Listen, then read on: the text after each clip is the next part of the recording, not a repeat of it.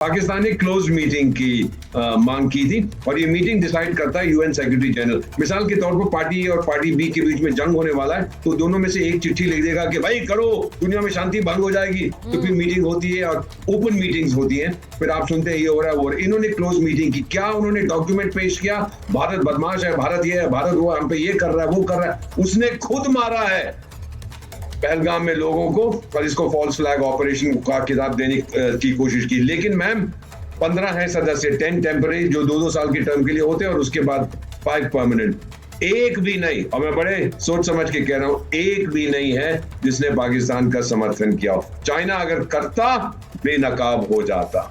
So they also kept quite. कोई resolution नहीं पास हुआ, कोई स्टेटमेंट नहीं आई। सब ने यही कहा कि बताइए ये निंदा हम करते हैं इस अटैक की, कौन था इसके पीछे? लश्कर तौयबा हिजबुल मुजाहिदीन क्या कर रहे हैं आपके देश में?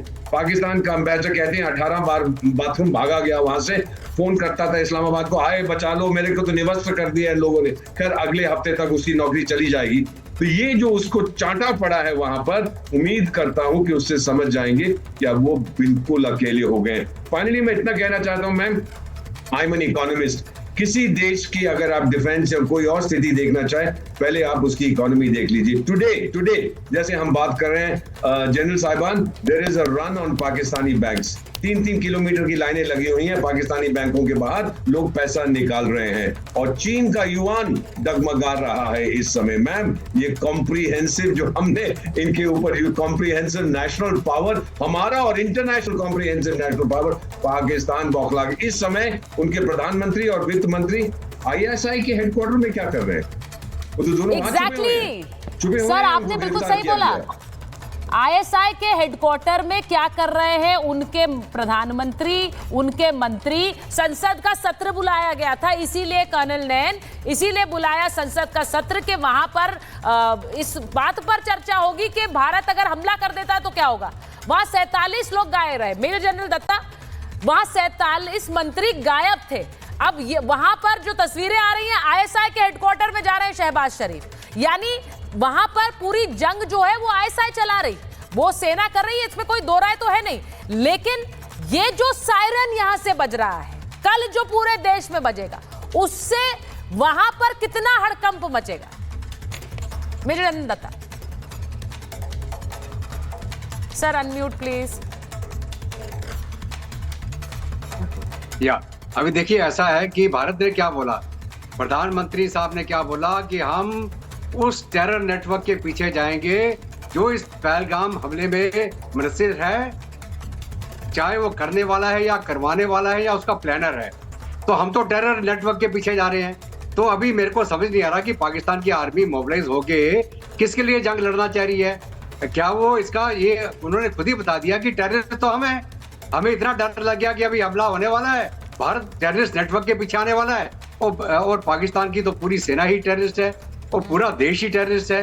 तो खुद ही ये नंगे हो गए, ये खुद ही इन्होंने अपने आप को एक्सपोज कर दिया कि हम टेररिस्ट हैं, अभी हम मरने वाले हैं, भारत हमारे पीछे आने वाला और हमको मिट्टी में मिलाने वाला है। और हम मिट्टी में मिलने से पहले, अगर हम इतने मिट्टी में मिल जाएंगे तो हो सकता है जी हम न्यूक्लियर बम चला देंगे। इन बेअकल लोगों को ये नहीं पता कि अगर तुम न्यूक्लियर डिवाइस का इस्तेमाल करेंगे तो भारत क्या करेगा, क्या तुम्हारे साथ गुल्ली डंडा खेलेगा वो? तो खैर एनीवे, वो एक अलग बात है। तो मेरा कहने का मतलब ये है कि पाकिस्तान आज के दिन में हेडलेस चिकन बोलते ना जिसको, जिसकी गर्दन काट दी जाती है तो फटफड़ाता हुआ भागता फिरता है, वो पाकिस्तान का हाल है अभी आज के दिन। पाकिस्तान की गवर्नमेंट, पाकिस्तान की फौज और पाकिस्तान का आसिम मनीर, सबसे बड़ा टेररिस्ट, जिसको हम छोड़ेंगे नहीं, उसको हम टारगेट करेंगे। तो आप पूछे साहब, उनके पार्लियामेंट से लोग क्यों गोल हो गए?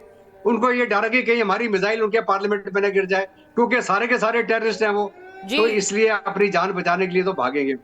दूसरा मैं आपको ये बताना चाहूंगा कि ये जो हम मॉक ड्रिल की बात कर रहे हैं, ये मॉक ड्रिल एक सिर्फ बहुत छोटा हिस्सा है हमारी तैयारी का। आपने सुना होगा भारत के अंदर एक नेशनल डिजास्टर मैनेजमेंट अथॉरिटी है जो 2005 में DM एक्ट के तहत बनी थी। उस DM एक्ट के बनने के बाद भारत में नेशनल डिजास्टर मैनेजमेंट अथॉरिटी हर प्रकार के क्राइसिस और डिजास्टर मैनेजमेंट को निपटने के लिए एक्सरसाइज करती है, गाइडलाइन देती है, इंसिडेंट रिस्पॉन्स सिस्टम बना हुआ है, हर एक डिस्ट्रिक्ट में इमरजेंसी ऑपरेशन सेंटर्स हैं और वो ये कार्रवाई करते रहते हैं। मैं खुद 14 साल एनडीएमए में रह चुका हूँ। अभी भी उनके साथ मैं उनका एक रिस्पॉन्स पर्सन हूँ और मैंने खुद 1135 नेशनल और मल्टी स्टेट एक्सरसाइज करवाई हैं, मॉक एक्सरसाइज जिसको बोलते हैं।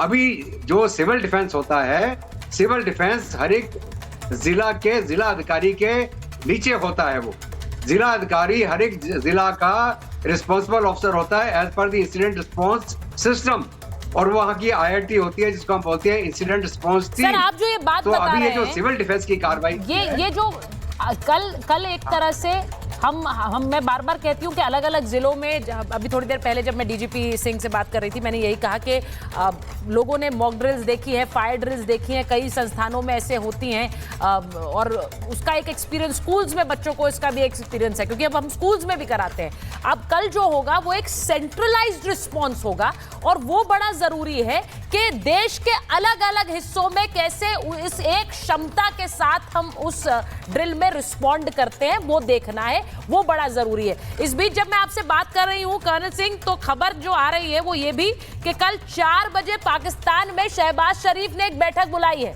भारत हमला कर देगा तो क्या करना है, इस पर बैठक बुलाई है। अब सोचिए, मुझे नहीं पता पिछले एक हफ्ते में कितनी बैठक है, यही कहकर बुलाई है कि भारत हमला करेगा तब हम क्या करेंगे।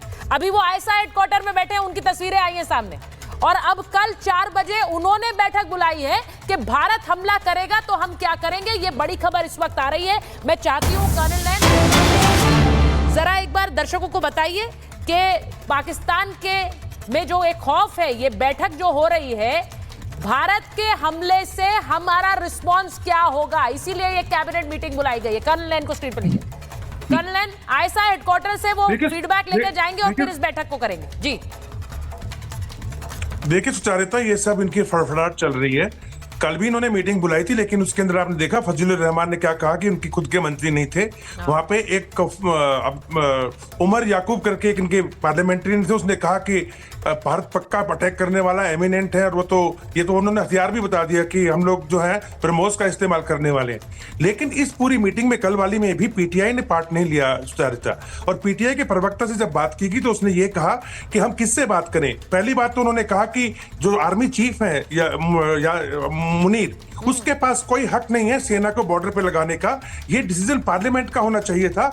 लिहाजा हम ऐसी पार्लियामेंट जो कि मुनीर के कहने पे चल रही हो, उसके साथ में हिस्सा लेके क्या करेंगे, तो मुझे लगता है कल भी वो हिस्सा नहीं लेंगे।